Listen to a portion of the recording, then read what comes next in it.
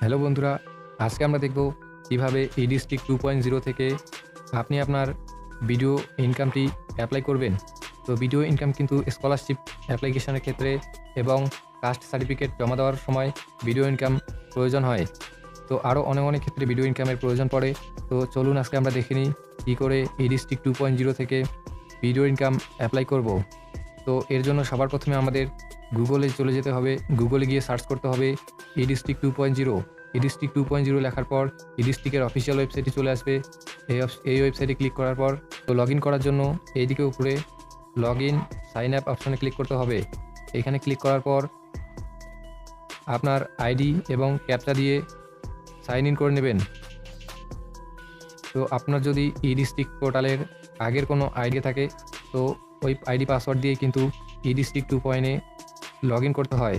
তো log in করার ক্ষেত্রে কিন্তু এখন পাসওয়ার্ডের প্রয়োজন